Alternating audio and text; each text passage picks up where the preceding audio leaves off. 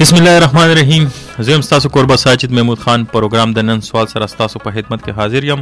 غږ د پښتونخوا ریډیو FM 92.6 مردان. ګران اوریدونکو، د ماشومانو تعلیم او تربیت د معاشري په ترقۍ کې یو اهم کردار ادا کوي. بعضې وخت زموږ معمولي غلطي زموږ د ماشومانو مستقبل هم خراب کړي. زموږ دپاره دا ضروري ده چې د خپلو ماشومانو د تعلیم او تربیت دپاره خپل ټول وسایل بهتر نه بهتر استعمال کو او د هغې مستقبل جوړ کو. او د دې دپاره ډېره ضروري ده چې موږ ته د تعلیم بنیادي مقصد پته وي چې دا څه دی، او دا راته هم پته وي چې زما د ماشوم صلاحیتونه کم حده پورې په کم فیلډ کې ډېر ښه استعمالي دي شي. دې حوالې سره نن پروګرام موږ ارګنایز کړی دی. زموږ نننی پروګرام دې حوالې سره دی. زموږ د نننی پروګرام ملما ایډوکیټ اکبر هوتی، هغې سره به موږ نن په دې موضوع باندې خبرې ترې کوو. او تاسو کوم سره په دې پروګرام کې شرکت کول غواړئ نو تاسو خپل رای موږ ته راکولی شئ. انچارج پروګرام د نن سوال، پښتونخوا ریډیو FM 92.6 مردان، PO بوکس 11. په دې باندې تاسو موږ ته خپل خطونه او د خپل رای نه موږ خبرولی شئ. ټول ناول خو اکبر هوتی صاحب زه تاسو ته پروګرام کې هرکلی وایم. اکبر صاحب خپل موضوع طرف ته به راځو. جی او هغې حوالې سره به ټول لومړی سوال زه تاسو نه دا کوم چې د تعلیم بنیادي مقصد څه دی؟ ډېره زیاته مننه. اول خو تاسو د ریډیو پښتونخوا چې په یو ډېره مهمه موضوع باندې موږ ته د څه ویلو دعوت راکړی شوی دی. ساجد صاحب، تعلیم او یا د تعلیم مقصد دا یو ډېره وسیع موضوع ده چې په دې باندې موږ ډېره زیاتې خبرې کولی شو، خو مختصر او جامع به دا ووایو چې تعلیم چې دی نو دا په بنیادي توګه چې په پښتو کې ورته موږ وایو دا لارښودنه ده، دا شعور اغستل دي، دا پوهه اغستل دي. هغه پوهه د خپل چاپیرچل په حواله او ستا په چاپیرچل او سراونډینګ کې یا ستا چې په دې چاپیرچل کې څه کېږي چې د هغې په حواله باندې ته شعور واخلې او تا ته ادراک وشي. یو خو دا خبره ده، د ادراک خبره ده او د پوهې خبره ده، د شعور اغستو خبره ده. دویمه خبره دا ده چې ستا د لیک لوست سره اشنایي پیدا شي، ته چې په څه محسوسې هغه ته د قلم څوکې ته راوستی شي. نو دا د تعلیم یو برخه ده. خو په بنیادي توګه تعلیم چې دا موږ دا د علم نه وته یو دغه دی عمل دی، نو علم هم دغه دی، پوهه ده، زده کړه ده، شعور اغستل دي. اکبر صاحب، تاسو چونکې خبر وکړه د تعلیم تعلق د انسان شعور سره دی، خو موږ عموما خپل ګیر چاپېره وینو چې خلکو تعلیم خو کړی دی، هوایي کې هغه شعور نه وي، هغې عمره پوهه نه وي. دې حوالې سره به تاسو څه ویل غواړئ؟ اصل کې دا یو دومره ښه سوال دی، خو د دې سوال دوه اړخه دي. د دې سوال یو اړخ نفسیاتي اړخ دی، دویم د دې سوال سیاسي اړخ هم دی. خو هغه اړخ ته زه نه ځم چې د تعلیم چې کوم په سنجیدګۍ سره اغستل نه کېږي، د هغې بنیادي وجه دا ده چې کوم نصاب جوړ شوی دی، کوم کریکولم دی، هغې ته کتل دي چې آیا دا د یوې ټولنې چې کوم اجتماعي نفسیات دي یا د هغې کلچر دی یا د هغې تاریخ دی، د هغې نه جوړ شوی نصاب دی او که نه دی. که چېرې دا د هغې نه جوړ شوی نصاب وي نو بیا به خامخا دا په دې دا کیسټډي ده، بلکې په دې باندې زه په ثبوت کې داسې نصاب پیش کولی شم، داسې خلک پیش کولی شم چې هغوی به په ډېر کم عمر کې، په ډېر کم ایج کې به هغوی چې کم تعلیمي نصاب دی په هغوی کې به ډېره غیر معمولي دلچسپي لري او سنجیدګي به لري. دا خو یو عام یو خاص اړخ. اوس یو بل اړخ ته زه راځم د تعلیم په حواله باندې چې تاسو کوم سوال وکړو، هغه دا دی چې نیت ته کتل پکار دي. نیت ته کتل پکار دي چې زه دا تعلیم حاصلوم نو دا رسمی تعلیم زما بنیادی مقصد د دې څه دی. که رسمی تعلیم که زه د دې دپاره حاصلوم چې زه د پوهه حاصل کم، زه د علم حاصل کم، ما ته د ادراک وشي او د هغې ادراک په نتیجه کې دی زه را روان نسل چې دی نو د هغې خصمانه وکم، د هغې ساتنه دی وکم او د هغې په ذریعه باندې زه د خپلې ټولنې، د خپل قوم، د خپل ملت، د خپل هیواد خدمت وکم. یو دا سوچ دی. یعنی زه دومره شعور واخلم چې هغه شعور باندې ما ته لارې کولو شي او د هغې لارو په ذریعه باندې زه نور خلک چې دی نو هغه زه دومره مهذبه کم چې هغې په یو پرامن طریقه باندې د خپلو هنرونو په ذریعه باندې او د خپلو چې کم استطاعت دی علمي استطاعت دی په ذریعه باندې کار وکړو. یو خو دا اړخ دی. ساجي صاحب دویم اړخ چې کم دی چې هغه زیات تر زمونږ په هیواد کې زمونږ په ملک کې دی هغه ډېره زیاته غټه بدقسمتي ده چې یو روش جوړ شوی دی، یو رواج جوړ شوی دی چې زه ساده رسمي تعلیم کوم، د دې دپاره به کوم چې زما بچی به سبا افسر جوړ شي، کلرک به جوړ شي، یعنی مطلب د معاشي استحکام دپاره زه کوم، د خپل ذاتی معاشي استحکام دپاره. هغه زه دومره لیمیټډ او محدود نیت باندې کوم چې صرف د دې دپاره چې ما ته به د سرکار نوکري میلو شي نو زه به کوم. اوس په دغه سوچ کې او د دې نه مخکې په ذکر کړی شوي سوچ کې ډېر زیات فرق دی.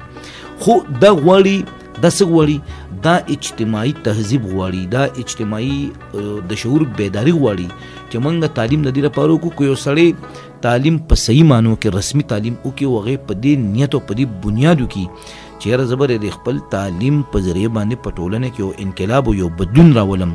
نو دغه سړی معاشي طور باندې څه بدحالۍ ته نه ځي. او که یو سړی په دې سوچ باندې کوي چې بس صرف ډیګري اخلم، سرټیفیکیټ اخلم چې زه پرې نوکر کېږم، نو هغه خپل ځای ته ورسي. خو بیا تاسو د دواړو په منځ کې فرق وګورئ چې او بیا موږ سره پرمختللي قامونه زموږ په مثال کې پراته دي. ځکه د ملکونو نومونه وانخلم نو زموږ په مثال کې شته چې کم خلک سپوږمۍ ته ورسېدل، کم خلک چې دي نو هغوی په سمندرونو کې دننه د ژوند سامانو لټو، ځینې خلکو په اسمانونو کې د ژوند سامانو لټو. نو د هغې غرض هم دغه و چې موږ به تعلیم د دې لپاره کوو چې موږ د کائنات تسخیر کړو، لکه څنګه چې خدای پاک په قرآن مجید کې وایي چې تاسو زما د کتاب وګورئ نو په دې کې به تاسو ته پته وي چې دا کائنات به څنګه تسخیر کیږي. نو دا ټولې خبرې په دې علم کې شته. اکبر صاحب تاسو چونکې اوس د تعلیم په حواله دا خبره وکړه چې دا زموږ په معاشره کې یا زموږ په ملک کې تعلیم یو مقصد معاشي استحکام هم دی، خو که موږ یو طرف ته وګورو نو هغې دپاره بیا هم چې که موږ معاشي استحکام غواړو، د ملک غواړو، د خپل معاشرې غواړو، انفرادي طور غواړو یا د خپل خاندان غواړو، نو هغې دپاره بیا زموږ د سلیکشن چې کوم دی چې موږ روایتي تعلیم بار هغه ډیګري کو، هغه تعلیم کو، په کار نه ده چې بیا موږ یو پیشاورانه تعلیم طرف ته هغې دپاره ورشو. ډېر زیات ښه سوال مو کو او دا قسمه د داسې قسم سوال جوابونه موږ سره چې کوم خاص کر لکه د تعلیم ماهرین دي یا د معاشي ماهرین دي ډېر ښه ورکولی شي. خو څومره پورې چې زما مشاهده ده زه دا ګڼم په دې وخت کې چې 21مه صدي ده، ابادي ډېره زیاته شوه، نوې مشینری راله، نوې ټولز راله، نوې ایجادات شو، لکه مثال په طور انفارمیشن ټیکنالوژي راله.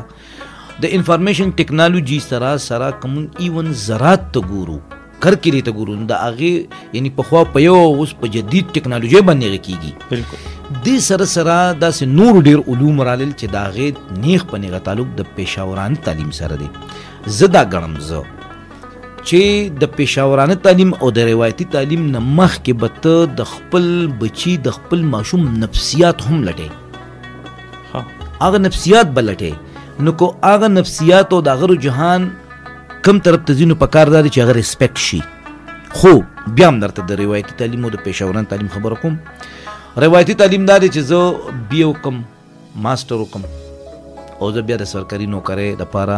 د سرکاري ادارو ورډبوم او زه وایم چې ما ته به په فلاني ځای کې د بابو شم، کلرک به شم، افسر به شم. دا د روایتي تعلیم نه نور او زیات نه زیات د لیک لوست خبره ده، پوهه ده. که د روایتي تعلیم د یو خاص ډګر نه پس موږ پیشاورانه تعلیم ته ځیر شو، مثال په توګه موږ ووکیشنل سنټرز ته لړو، موږ ټیکنیکل کالج ته لړو، موږ آی ټي سایټ ته لړو، نو موږ په لږ وخت کې ذاتی طور انفرادي طور هم ښه کېدی شو او موږ د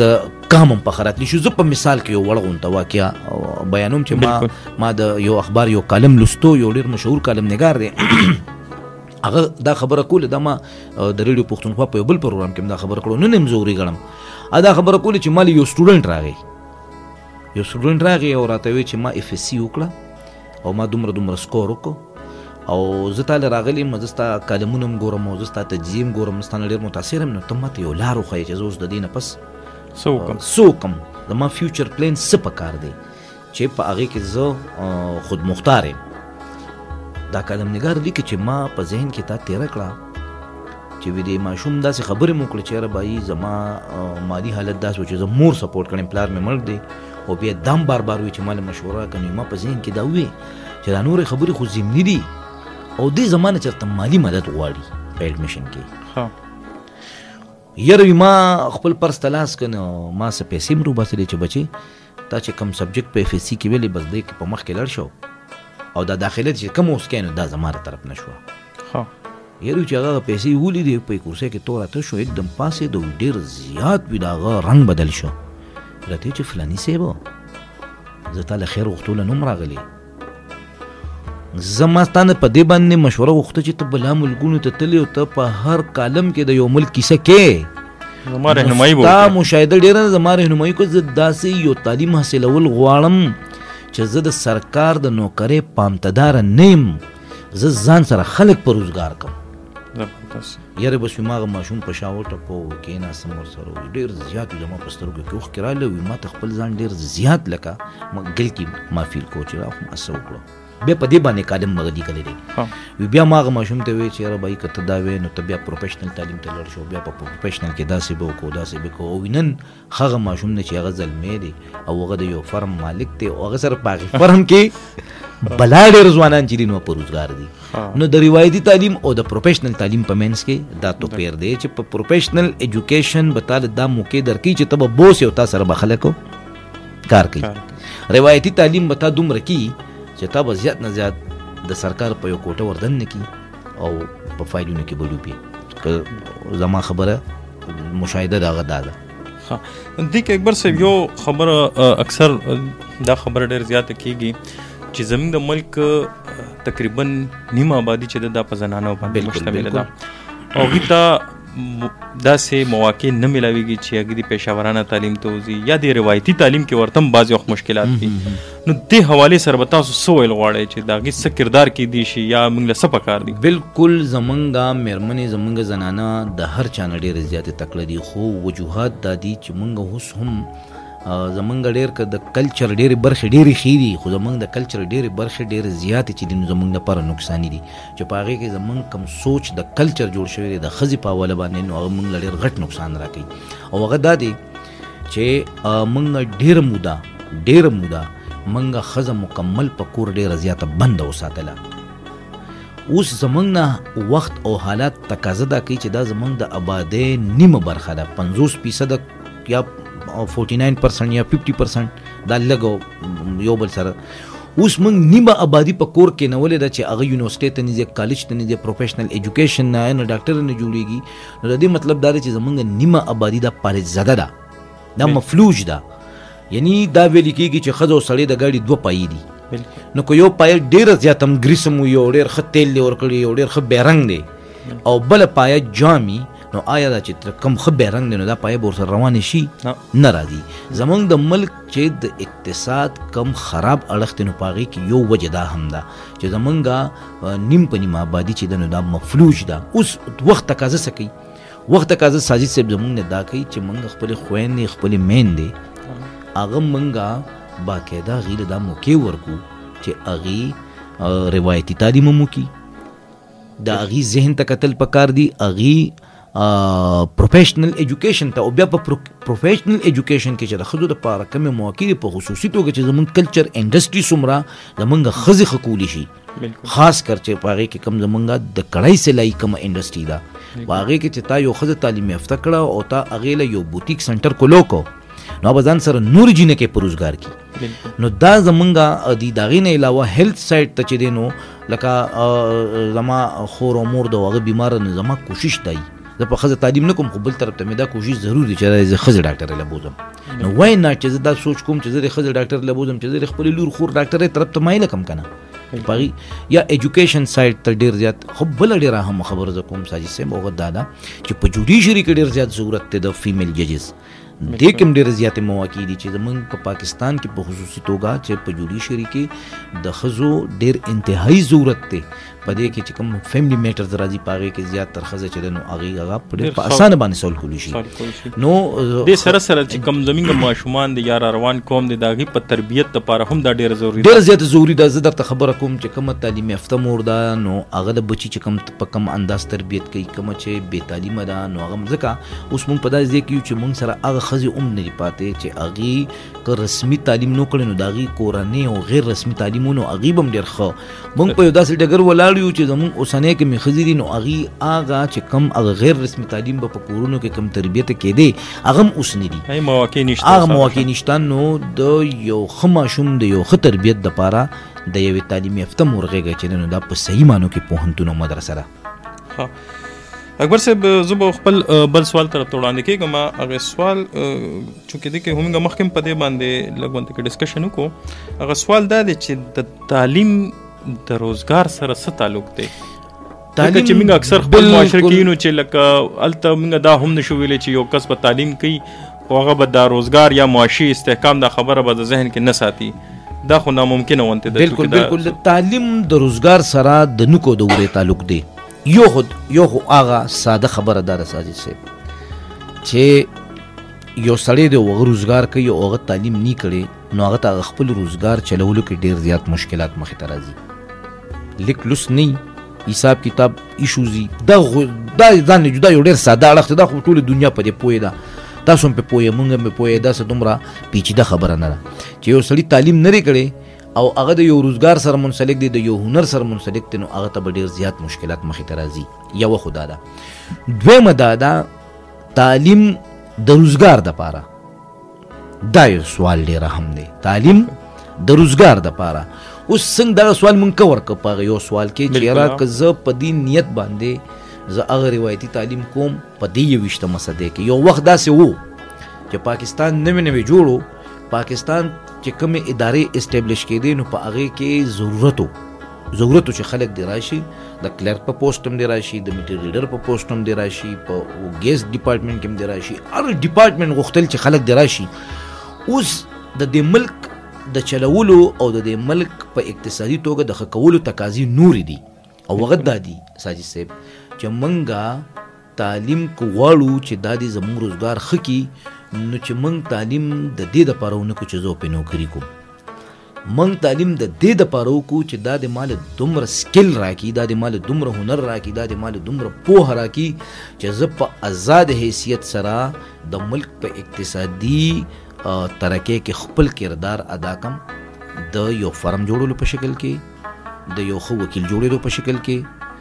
د یو ښه هنرمند جوړېدو په شکل کې، د یو ښه کارخانهدار جوړېدو په شکل کې، د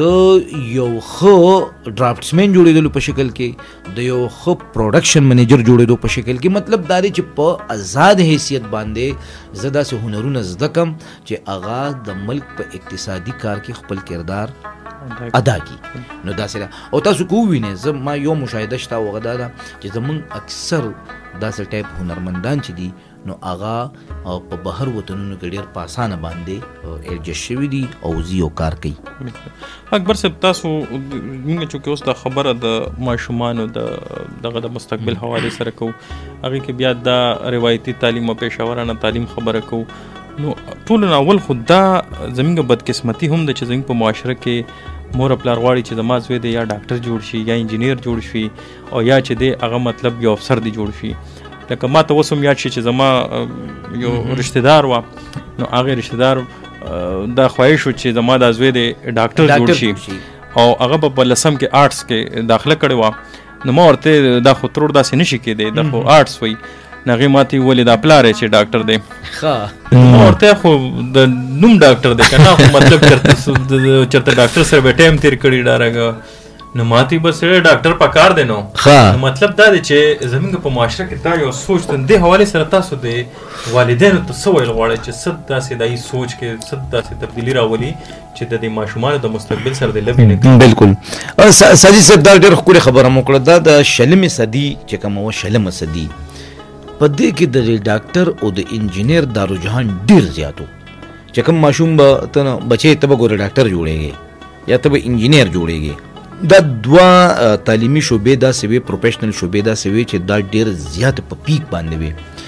دا نور چې کوم پروفیشنل ایجوکیشن نو د دې دومره خاص کر کمپیوټر به یاد کو یا د کمپیوټر سره تړلې چې کوم شوبې دي دا خو نه وي کنه نو دغه ډېرې کریم شوبې ښکارې دي نو د شلمې صدې دا کریم او دغه ډیمانډز د عوامو او یا د والدینو خاص کر د ماشوم رجحان ته به هم نه کتل د ماشوم نفسیاتو ته به هم نه کتل ځینې ماشومانو کې به داسې یو فن به و یو داسې یو هنر به و چې هغه به مثال په طور یو ډېر ښه اکټر هم جوړېدی شو ابا یو ډېر ښه د فنون لطیفه یو ډېر ښه ماهر جوړېدی شو هغه په یو بل شوبه کې ډېر ښه ایډجسټ کېدی شو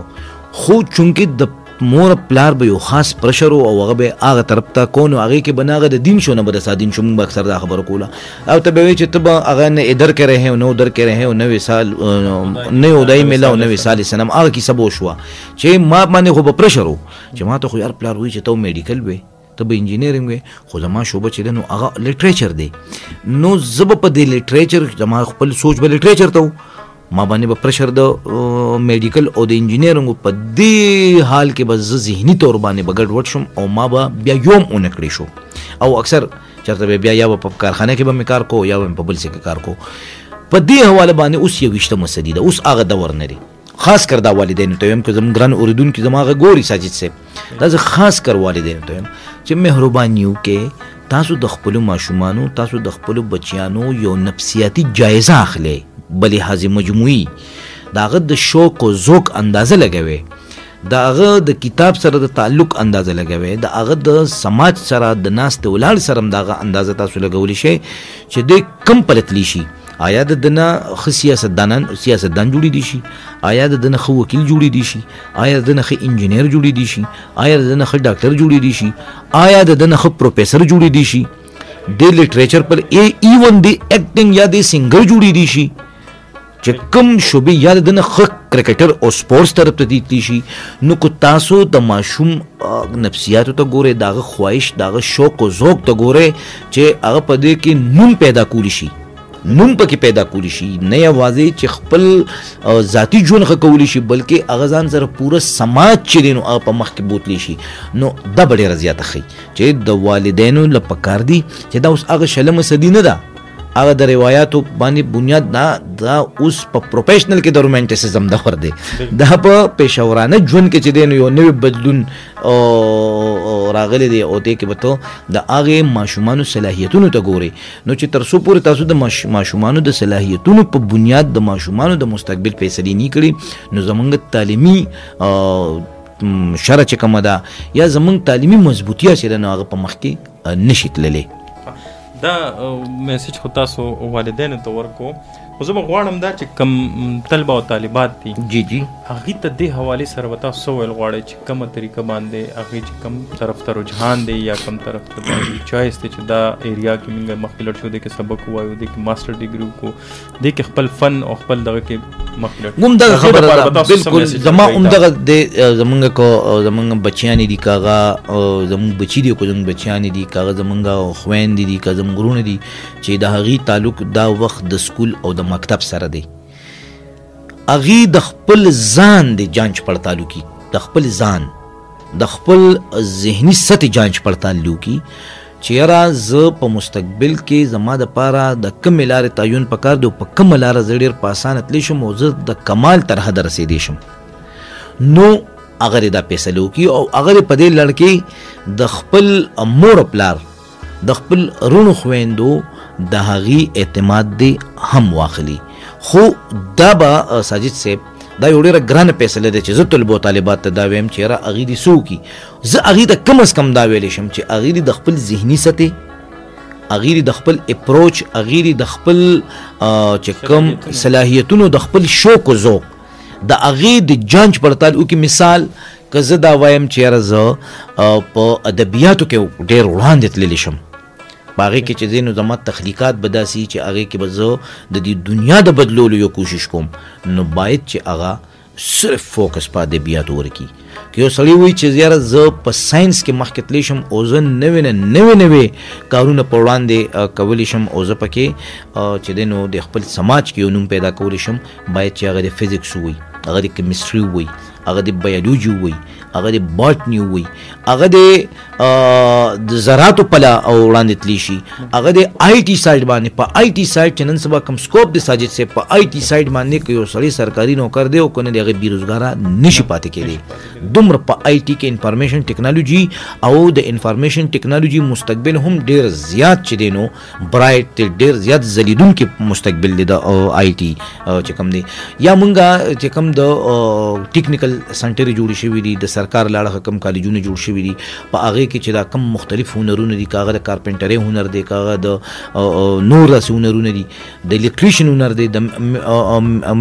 میکانیک چې جوړي دي شي، دا هم چې نو په معاشره کې ډیر بهترین کردار ادا کولی شي داسې خلک. نو زه دا طلبه او طالبات ته اخر کې بیا دا وایم د ریډیو پښتونخوا اف ام 92.6 چې کوم بنیادی مقصد دی چې هغه معلومات ورکي، انټرټینمنټ کی او داسې قسمه پروګرامونه وکړي چې هغه کې ځان سره د خلک شامل کی. نو زه دا ویم د یو وګړي په حیث باندې چې زه اوس د ژوند په داسې یو ایج کې چې زه ډېرو تجربو نه وتم، نو زه دا ویم چې د خپل ځان خود احتسابي او خود تنقیدي وکړي، په خپل ځان دی یو نظر واچي چې یاره زما صلاحیتونه په کم مد کې او په کومه شعبه کې وړاندې تللی شي. ٹھیک ہے اکبر صاحب، یو سوال به زه چونکې تاسو دا خبر وکړه دی زما ذهن کې دې سره متعلقه یو بل سوال ذهن کې راغی. هغه سوال دا دی چې موږ اکثر لیدلی چې ماشومان په سکول کې سبق کوي، مطلب هغې عمر دومره ډېر نه وي خو هغې ته مور پلار موبایل واخلي او بعضې وخت موږ لیدلی دي چې هغې سوشل میډیا استعمال هم کوي او په انټرنیټ باندې هغې ډېر غټ ټایم ضایع کوي. نو دې حوالې سره به تاسو د طلبه او طالبات ته څه ویل غواړئ؟ او دویمه خبره به دا زموږ په دې سوسایټي کې جو کې دا زما ابزرویشن دی کې کمې بیشي کېدی شي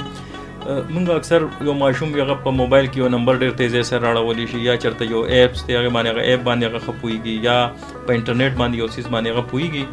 نو زموږ چې کوم دغه د سوسایټي کې مشران یا هغې اکثر وایي چې دا خو ډېر زیات قابل دی، دا خو ډېر زیات پوهه دی او دی ډېر ذهین دی.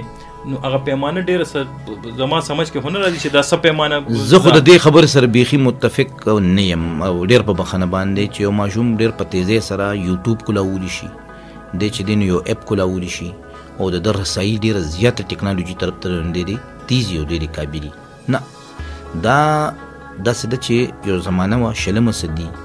موږ سټوډنټانو په هغه دوران کې دا سیډي ګانې ډېرې زیاتې وې، دا ټیپونه ډېر زیات وو. اوس به زه په ټیپ ډېر زیات ښه پوهېدم نه دی، هرګز دا مطلب نه دی چې هغې د زما په پیشورانه کیریر کې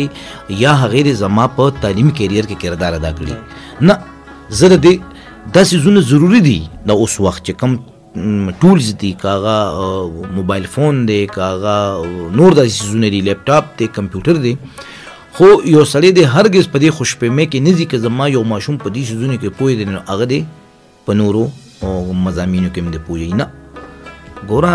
د کتاب خپل اهمیت دی او بیا د نصابي زده کړې خپل یو خاص وخت دی. کم لیکچر چې ته په کلاس کې واخلې او هغه لیکچر د هغې چې کم جوړ شوی نصاب دی، کم کتاب دی او هغه ته په هومورک کې په صحیح معنو کې ابزرو کړي نه وي، نو دغه لیپټاپ او دغه موبایل فون چرې دغه لیکچر تاله په ذهن کې نشي اچولی. دا د په دې باندې خلک ځان پوهه کړي، د خوشفهمو کې دې نه ځي. دا د تفریح یو وخت لپاره که ته ماشومانو ته چېرته کارټون لګې، ته چېرته ویډیو گیمز ورته لګې، تعلیمي مقصد دپاره هم بعضې وخت په یو هغه د تعلیمي مقصد دپاره چې دی نو هغه بیا ډېر په میچور ایج کې هغه ضرورت راځي، هغه په ابتدایي کې نه راځي. ساجد صاحب زه که وګورم زما چې څومره لیدل کتل کېږي د انټرنیټ یا د لیپټاپ او یا د کمپیوټر بالکل په ابتدایي ایج کې د دې ضرورت ډېر کم پیښېږي، ډېر کم پیښېږي. هغه داسې پیښېږي که ته په ایکسرسایز یې کې او ته ورته د کمپیوټر په ذریعه کې بیا بالکل ټیک خبره ده. خو که ته په ابتداییه کې چې خاص فوکس د کلاس او د هومورک تر حد نو دا ډېره زیاته ښه خبره ده. او بیا د ماشوم د ذهني نشونما لپاره یو جسماني نشونما ده، د سټوډنټ یو ذهني نشونما ده. جسماني نشونما دا ده چې هغه ته د لوبو موقع ورکړي، اب فوټبال وکړي، کرکټ وکړي، نور څه وکړي. د ذهني نشونما لپاره بیا همدغه لیپټاپ ته رجوع ده، په هغې کې گیمز دي، په هغې کې کارټون کتل دي، په هغې کې چې دی نو معلوماتي پروګرام کتل دي. هغې زه خلاف نه یم، بالکل پکار دي،